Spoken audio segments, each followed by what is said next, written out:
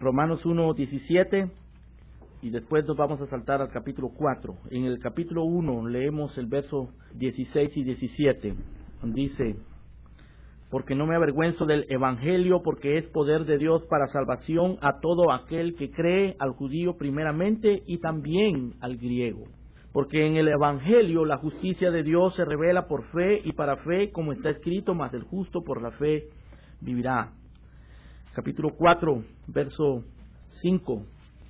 Mas al que no obra, sino cree en aquel que justifica al impío, su fe le es contada por justicia. Especialmente nos vamos a concentrar en esta frase que encontramos en el versículo 5, hablando de Dios, que Él justifica al impío.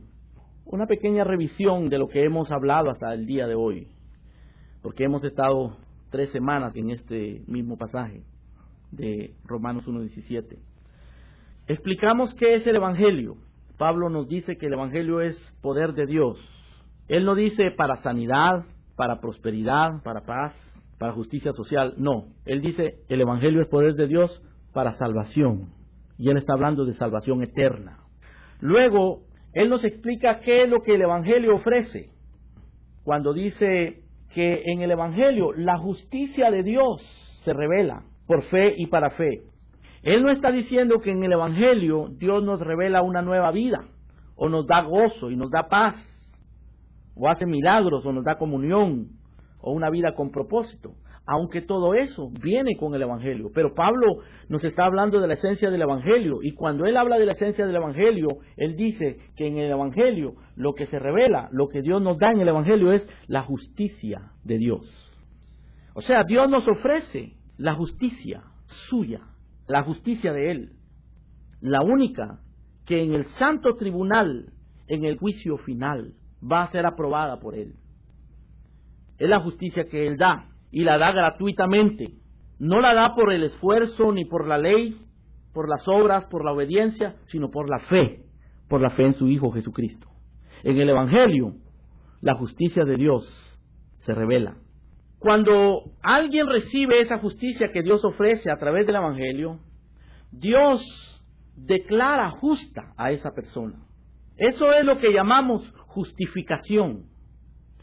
Y cuando Dios justifica a alguien, es como que si le estuviera poniendo un vestido nuevo. Eso es lo que Isaías dijo en el capítulo 61, verso 10. En gran manera me gozaré en el Señor, mi alma se alegrará en Dios, porque me vistió con vestiduras de salvación, me rodeó con manto de justicia. Es Dios poniendo una vestidura de justicia en aquellos que reciben el regalo gratuito del Evangelio. Cuando Dios justifica a una persona, le da todos los derechos de una persona justa. Dios lo mira justo, lo recibe como justo, lo trata como justo. Y aquí llegamos a nuestro versículo de hoy, capítulo 4, verso 5. En donde dice: mas al que no obra, sino que cree en aquel que justifica al impío, la fe le es contada por justicia.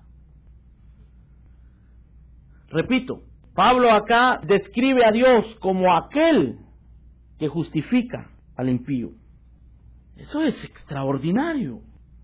El progreso del peregrino, que lo mencioné la semana pasada, nos cuenta la historia del peregrino con una carga sobre su espalda que se le hacía cada vez más pesada, consciente de que la ciudad donde él vivía era la ciudad de la destrucción. Se preguntaba: ¿qué debo hacer? Y cuando llegó ante la cruz, la carga se cayó. Dice Juan Bunyan en esa historia que cuando el peregrino se fue de delante de la cruz, se fue cantando esta canción: vine cargado con la culpa mía, de lejos sin alivio a mi dolor, mas en este lugar, oh qué alegría, mi solaz y mi dicha comenzó. Aquí cayó mi carga, y su atadura en este sitio rota yo sentí.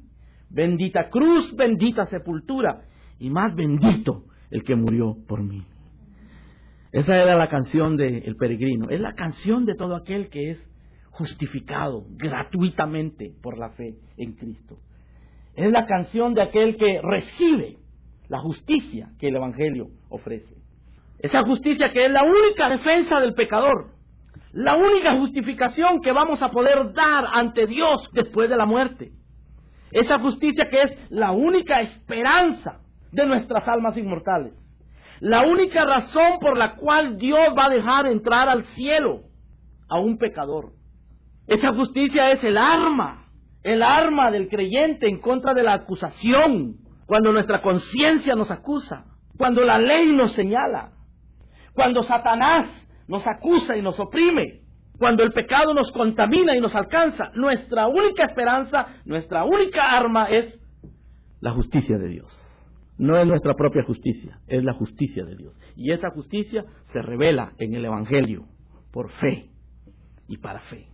Hablamos también, ustedes recuerdan, de lo que no es la justificación, porque la justificación es muy mal comprendida. Algunos piensan que la justificación es algo que se alcanza con los esfuerzos personales. Y Pablo refuta, contradice eso.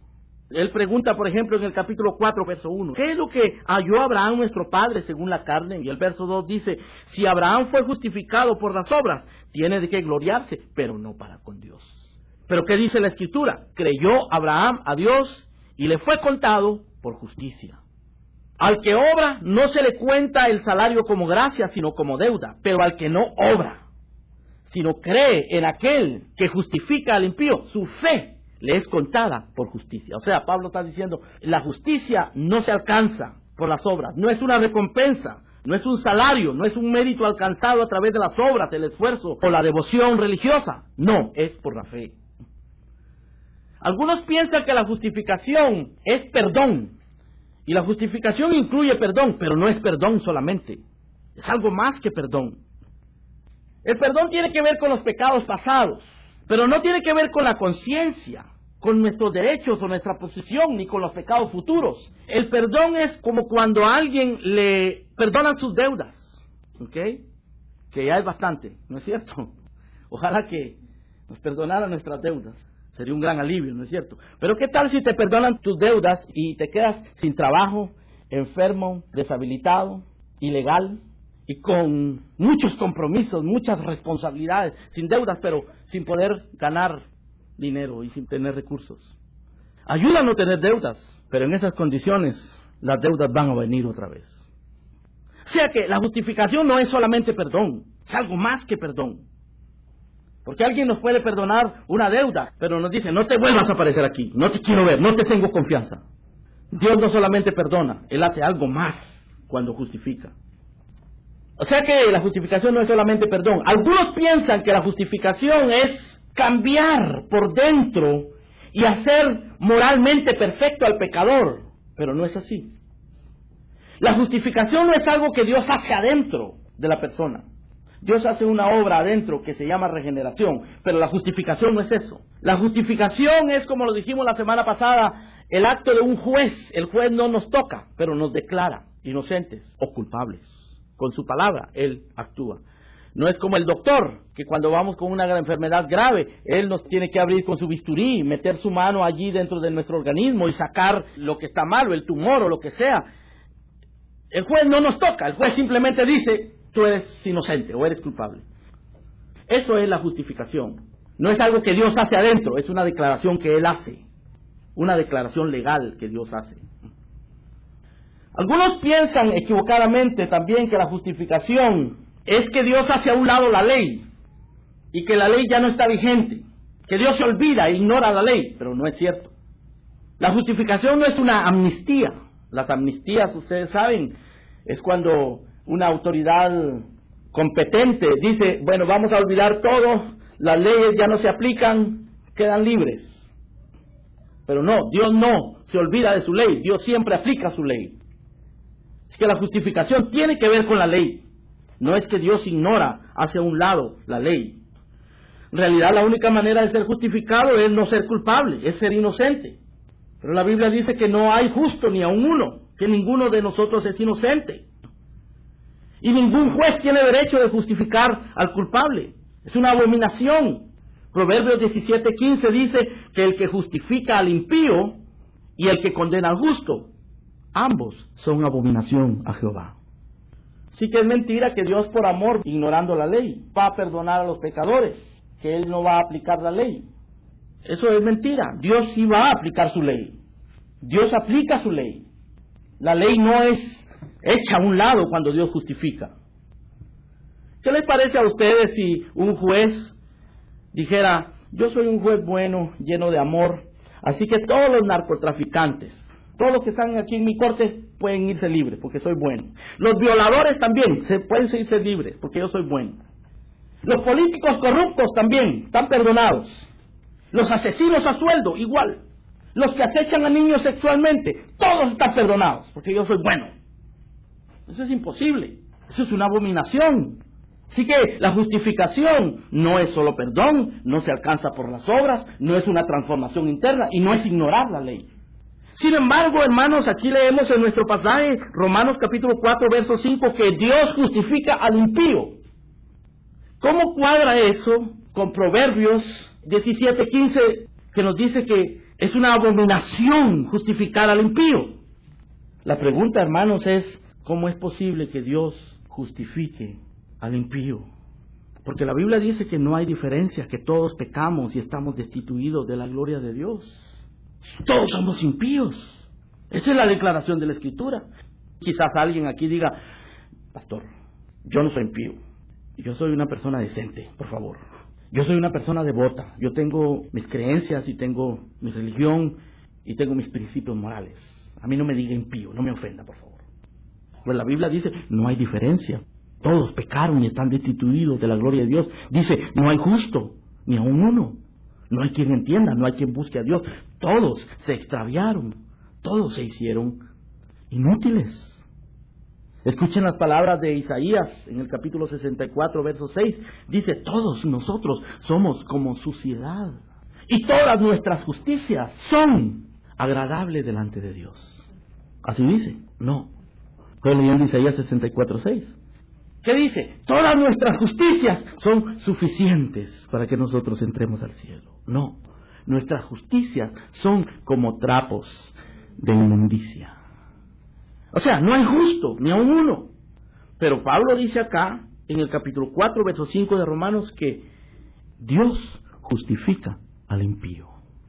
Ahora, por lo que Pablo nos enseña en Romanos y en todo el Nuevo Testamento, aprendemos que la justificación es la declaración legal de que un impío, de que un culpable es justo.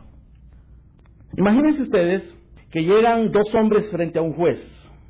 Uno es perfectamente inocente, un hombre decente, un buen ciudadano, un buen padre, un buen hijo, un buen trabajador.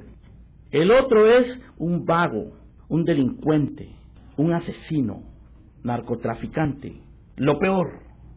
Y el juez le dice al inocente: todas las pruebas indican que tú eres inocente, quedas absuelto por tu inocencia. Y viene el otro vago, delincuente, asesino, y el juez dice: todas las pruebas indican que tú eres culpable, pero te justifico también. Eso es imposible. ¿Y por qué Pablo, sin embargo, dice que Dios justifica al impío? Dios lo hace posible porque envió a su Hijo Jesucristo. Y la justicia de su Hijo Jesucristo, que fue sin pecado, Dios se la atribuye al pecador para justificarlo. Dios le ofrece gratuitamente esa justicia al pecador, para que a pesar de que es impío, culpable, condenado, reciba la justicia de Cristo Jesús. Es por Cristo Jesús que Dios puede justificar al impío. Pero déjenme detenerme un poquito más despacio para ver cómo funciona esto, cómo es que Dios hace que esto funcione. Vengan conmigo, por favor, al libro de Romanos capítulo 3 y lean conmigo del verso 21 en adelante y pónganle mucha atención al versículo 26. Dice: pero ahora, aparte de la ley, se ha manifestado la justicia de Dios, testificada por la ley y por los profetas, la justicia de Dios por medio de la fe en Jesucristo para todos los que creen en Él, porque no hay diferencia. Por cuanto todos pecaron y están destituidos de la gloria de Dios, siendo justificados gratuitamente por su gracia mediante la redención que es en Cristo Jesús, a quien Dios puso como propiciación por medio de la fe en su sangre, a causa de haber pasado por alto en su paciencia los pecados pasados, con la mira de manifestar en este tiempo su justicia, a fin, escuchen esto, a fin de que Él sea el justo y el que justifica al que es de la fe de Jesús. O sea, nos está diciendo que a través de su Hijo, Dios sigue siendo justo, pero a la vez justifica a los impíos, sin quebrantar el principio de Proverbios 17:15, que dice que el que justifica al impío es una abominación delante de Dios. Dios se buscó la manera, hermano, de justificar al impío sin dejar de ser justo. Recuerden aquella historia cuando Abraham recibió el mandato de parte de Dios de llevar a su hijo, en el cual descansaban todas las promesas de la redención del mundo. Dios le dijo a Abraham: toma a tu hijo al que amas, a tu primogénito, y lo sacrificas. Y Abraham lo llevó. Llevaba el fuego, el cuchillo y a su hijo para sacrificarlo. Tanto que el joven, cuando vio a su padre con el fuego y el cuchillo subiendo hacia arriba, le dice: padre, aquí está el fuego, aquí está el cuchillo, ¿y dónde está el cordero que vas a matar? Y no sabía que era él mismo que iba a matar. Y Abraham le dice a su hijo: el Señor se proveerá de cordero para el holocausto. Jehová Jireh no quiere decir Jehová proveerá, sino quiere decir literalmente en hebreo, Jehová se proveerá. Aunque Él nos provee, Él primero se provee a sí mismo. Y lo que Él buscó proveerse fue la manera de justificar al impío sin ignorar su ley. Así que cuando Abraham llegó a la cima del monte, puso a su hijo, lo amarró y lo iba a sacrificar. Y cuando estaba a punto de sacrificarlo, Dios le dice: Abraham, no lo hagas. Y en ese momento Abraham escucha a un cordero que está atrapado entre las zarzas. Y Dios le dice: este es el cordero que tú vas a matar en lugar de tu hijo. Dios se consiguió un cordero. Y ese cordero sustituyó al hijo. Dios se proveyó un cordero. ¿Cómo es posible que Dios justifique al impío? Porque Dios se ha provisto un cordero. Por eso Juan el Bautista, cuando estaba predicando arrepentimiento en el río Jordán y vio por primera vez a Cristo, lo señaló y le dijo a la multitud: he allí el Cordero de Dios que quita el pecado del mundo.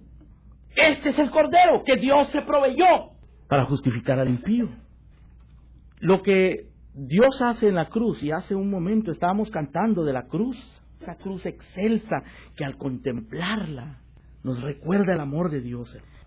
Porque la cruz es preciosa. ¿Qué es lo que pasó en la cruz? ¿Qué es lo que Dios hizo en esa cruz? Hermanos, la cruz nos explica cómo es que Dios justifica al impío.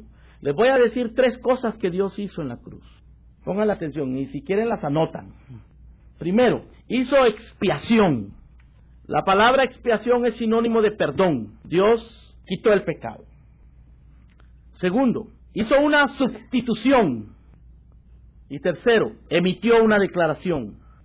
O digámoslo de otra manera, hermanos. Hizo una transferencia.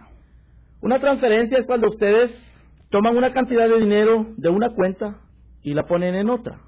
Ustedes, por ejemplo, pueden tomar del dinero de su cuenta de cheques y transferirlo para la cuenta de Aarón.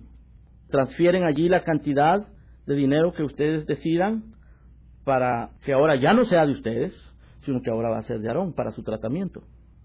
O si tienen un hijo lejos, pueden transferir por internet o van al banco y piden: yo quiero que por favor le pongan $1,000 de mi cuenta, se los pongan a la cuenta de mi hijo o a la cuenta de esta persona tal, X. Esa es una transferencia. En la cruz Dios hizo una transferencia.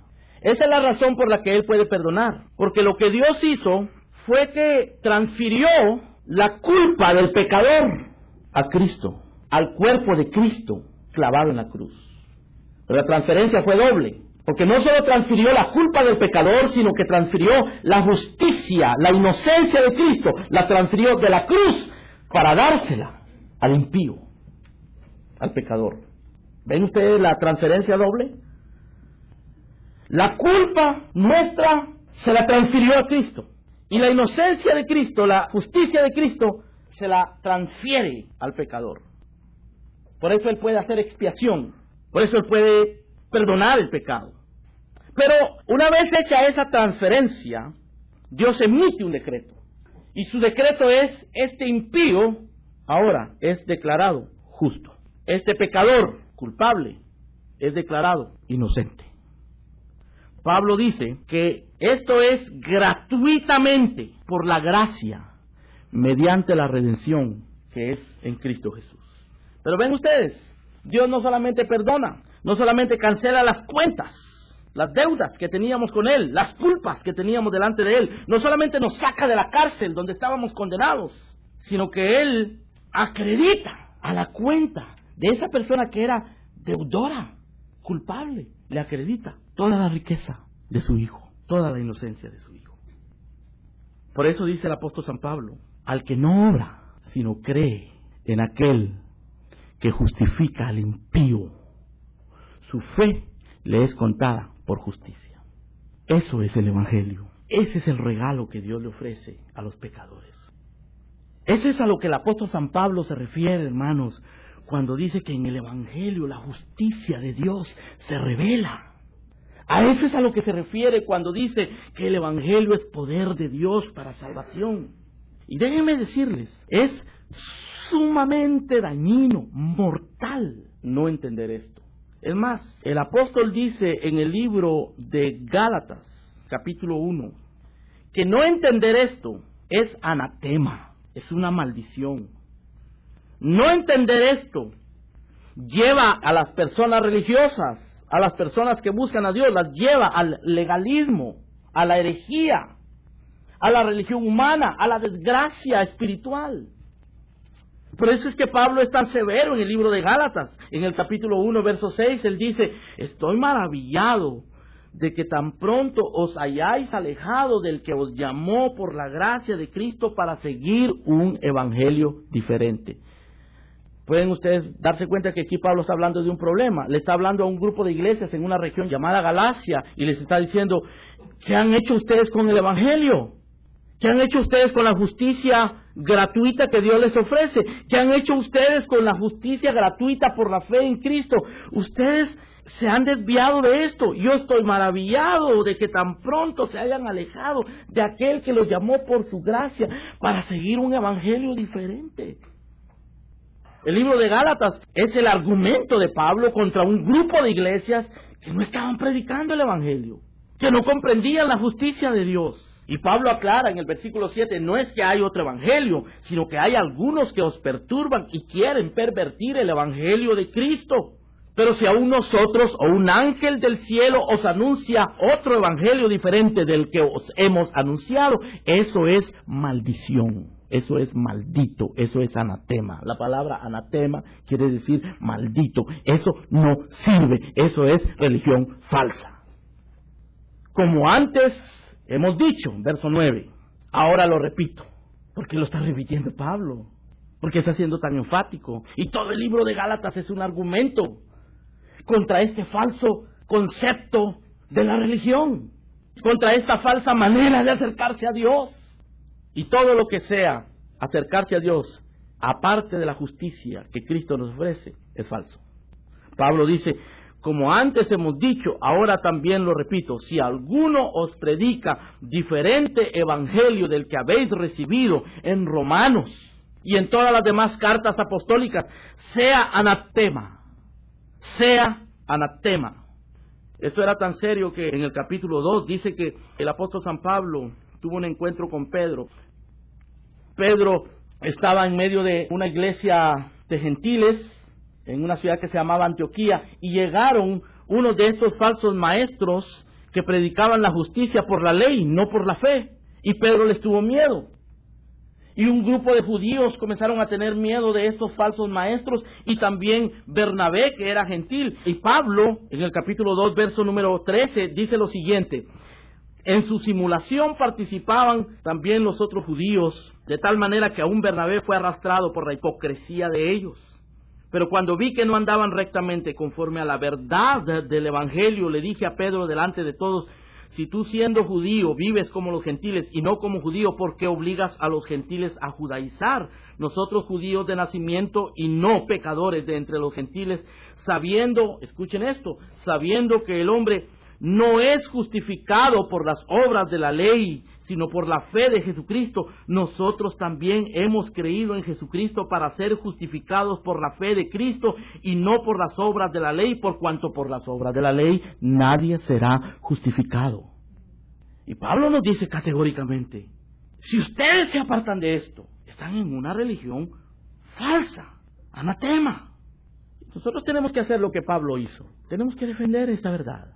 Porque esta es una verdad que ya no se predica. La gente no quiere oír de eso. Incluso a los predicadores les parece que eso es demasiado básico. El evangelio básico le llaman. El evangelio tradicional, así le llaman. ¿Y cuál es el evangelio moderno? Bueno, el evangelio moderno es mucha música, mucho ritmo, mucha actividad, mucha gente, mucha cosa, mucha obra humana, mucho rito, mucha ceremonia. Yo he conocido gente que me dice, pastor, yo quiero una iglesia, pero donde me pongan a trabajar. Yo lo que quiero es trabajar. O yo quiero una iglesia donde pueda cantar, donde pueda desplegar todos mis talentos. Hermano, Dios va a usar tus talentos cuando hayas sido justificado y esa justicia comience a rendir frutos para la gloria de Dios. Porque la justificación, hermano, no viene sola. La justificación es un paquete completo, en donde Dios santifica, Dios adopta a sus hijos, para que no sean solamente libres de la cárcel, y no solamente atribuirles todos los méritos de Cristo, pero adoptarlos como hijos. Y Dios los llama, hermanos, a que no solamente defiendan esta verdad, pero los llama también a que honren y adornen esta verdad. Porque la pregunta que tenemos que hacernos es, ¿acaso la justificación por la fe ha hecho que la ley sea abrogada y la obediencia no sea necesaria? No, al contrario. Miren ustedes lo que dice el apóstol San Pablo en Romanos capítulo 6, por favor. Verso 1. ¿Qué pues? ¿Perseveraremos en el pecado para que la gracia abunde? Dice Pablo, en ninguna manera. Porque los que hemos muerto al pecado, ¿cómo viviremos aún en él? Si hemos sido justificados del pecado, si Dios ha tomado nuestra maldición y la ha puesto sobre Cristo, porque dice que Cristo murió en la cruz y está escrito, maldito el que muere sobre un madero. O sea, la maldición que Cristo llevó en la cruz era la maldición nuestra, para que nosotros seamos bendecidos. Pero Pablo pregunta, bueno, ahora que hemos sido perdonados del pecado, ahora que hemos recibido la gracia y la justicia, ¿vamos a poder perseverar en el pecado? ¿Vamos a poder vivir libremente en el pecado? Pablo dice, en ninguna manera, porque si hemos muerto al pecado, ¿cómo viviremos aún en él? En el capítulo 3, verso 31 de Romanos, Pablo dice, luego por la fe, ¿invalidamos la ley? Fíjate qué pregunta más aguda, más intensa. ¿La fe invalida la ley? ¿Y cuál es la respuesta de Pablo en el capítulo 3, verso 31? En ninguna manera, sino que confirmamos la ley. Quiere decir que la ley es buena, es santa, es justa, es espiritual, es perfecta. ¿Y la obediencia ya no es necesaria? Hermanos, el apóstol San Pablo usa la segunda parte del libro de Romanos, desde el capítulo 12 en adelante, para hablarnos de la respuesta de una persona justificada. Y lo dice de esta manera en el capítulo 12 de Romanos. Así que, hermanos, os ruego por la misericordia de Dios. Os ruego por las misericordias de Dios. Dios ha tenido misericordia de ti. Te ha justificado. Te ha perdonado. Yo te ruego. Este ruego es para ti, es para mí. Pablo está diciendo, os ruego, hermanos. Ustedes que han sido justificados, os ruego por las misericordias de Dios, que presentéis vuestros cuerpos. Gracias a Dios que tienen su cuerpo aquí presente esta mañana ustedes. Presentéis vuestros cuerpos en sacrificio vivo, santo, agradable a Dios, que es vuestro culto racional. Esa es la respuesta. Eso es lo que razonablemente le sucede. Eso es lo que espiritualmente, lo que realmente le sucede a una persona justificada. Presenta su cuerpo en sacrificio vivo. Y no solo eso, en el versículo 2 dice, y no os conforméis a este siglo, sino transformaos por medio de la renovación de vuestro entendimiento para que comprobéis cuál sea la buena voluntad de Dios agradable y perfecta. No solo vuestro cuerpo, vuestra mente. Transformen sus mentes. Ustedes que han sido justificados. El nuevo pacto incluye eso, hermanos, en el libro de Hebreos, capítulo 8, Verso 10. El escritor de Hebreos nos dice que el Señor prometió: este es el pacto que haré con la casa de Israel. Pondré mis leyes en la mente de ellos y sobre su corazón las escribiré. Sus leyes en la mente y en el corazón. Cuando Dios justifica, declara a una persona justa, Él hace otra obra adicional. Es la regeneración. Y en la regeneración Dios escribe sus leyes en nuestro corazón, en nuestra mente. Y nos invita por la misericordia de Dios que presentemos nuestros cuerpos en sacrificio vivo, que transformemos nuestra mente por medio de la renovación de nuestro entendimiento, para que comprobemos la buena voluntad de Dios, agradable y perfecta. Escuchen lo que dice el apóstol Pablo en Efesios capítulo 4. Después de hablar de que Dios nos ha bendecido con toda bendición espiritual y nos ha escogido antes de la fundación del mundo, y que por su mucho amor con que nos amó, nos ha justificado, Él dice: yo pues, preso en el Señor, os ruego que andéis como es digno de la vocación con que fuisteis llamados, con toda humildad y mansedumbre, soportándoos con paciencia los unos a los otros en amor. Nos invita, nos ruega, nos recuerda que andemos como es digno de la vocación con que hemos sido llamados. Quiere decir, hermanos, que nosotros somos llamados a una vida diferente. Los que son justificados sin obras, gratuitamente, por la gracia, por medio de la fe en Cristo. Pero eso no anula la ley de Dios, ni anula la obediencia. Y miren ustedes que no hay cosa más maravillosa que eso que Dios nos ha dado. Que Jesucristo vino al mundo a salvar a los pecadores. Esta es una cosa sorprendente. Yo me miro a mí mismo en mis propias fuerzas y veo que soy un desecho, una masa de corrupción. Yo lo soy, indigno completamente. Cada uno de nosotros lo somos. Nuestra vida es un cúmulo de pecados constantes. Y sin embargo, me siento seguro, justificado por la fe en Cristo. El apóstol Pablo lo decía, hermanos: palabra fiel y digna de ser recibida por todos, que Cristo Jesús vino al mundo para salvar a los pecadores, de los cuales, dice Pablo, yo soy el primero. Yo soy una masa de corrupción también. Y no hay nada que traiga más descanso que esa justicia. Y yo no sé cómo está tu vida interna, ¿no? Yo no sé qué tipo de corrupción hay en tu vida. Yo no sé qué es lo que tú haces en la intimidad. Qué cosas sucias y perversas pueden haber en tu conciencia y en tu corazón. O en tu pasado.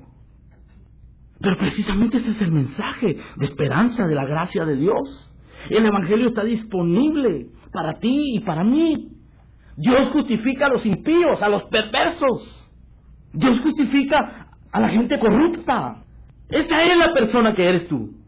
Él te llama para justificarte. Tú necesitas esa justificación. Si nunca la has conocido, la necesitas. Hay algunos aquí que son impíos abiertamente, no buscan a Dios. O filosóficamente o prácticamente son ateos. Alguien podrá decir: yo no soy ateo, yo no soy malagradecido, yo no soy malagradecida, yo soy una persona muy devota, muy religiosa. Yo atiendo a todos los ritos y las ceremonias de mi religión. Conozco la palabra de Dios. Puede ser, pero ¿sabes que eso le pasó a los israelitas, a los judíos? Miren lo que dice Romanos capítulo número 9, verso 30. ¿Qué pues diremos? Que los gentiles que no iban tras la justicia han alcanzado la justicia, es decir, la justicia que es por la fe. Pero Israel, que iba tras una ley de justicia, no la alcanzó. ¿Por qué? Porque iban tras ella, no por la fe, sino por las obras de la ley, y tropezaron en la piedra de tropiezo.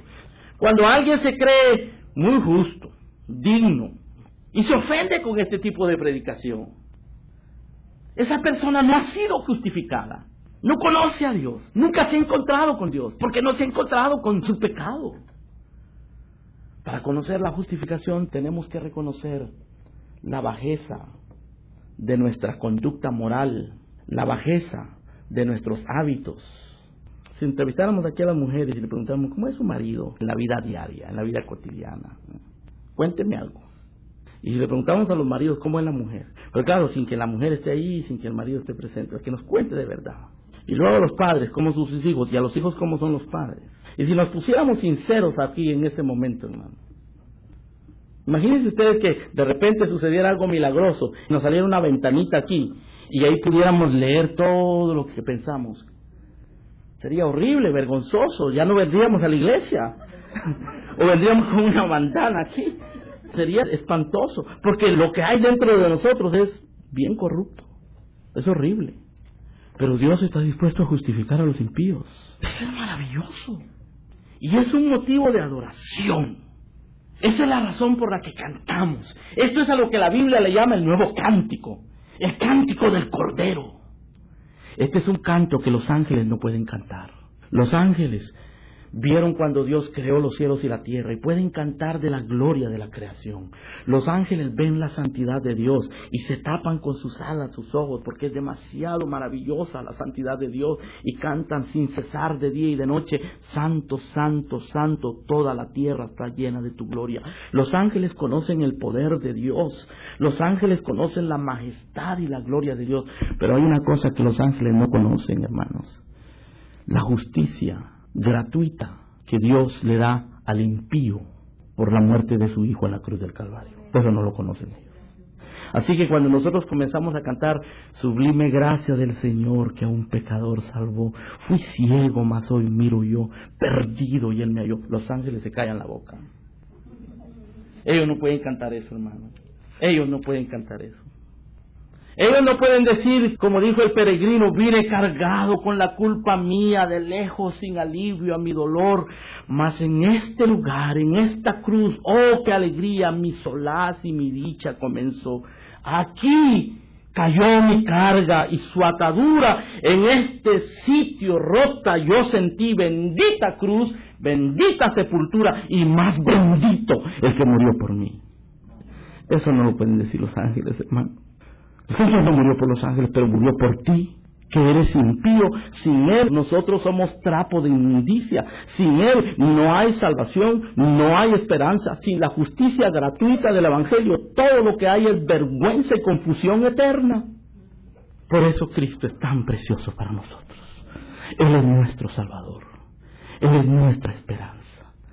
Por eso Cristo no es el que me da paz como un lago, aunque me la da, pero Él me da paz con Dios, que es más grande. La paz como un lago la pueden conseguir con los ejercicios yoga o la meditación trascendental, pero paz con Dios solo en la cruz se consigue, hermano.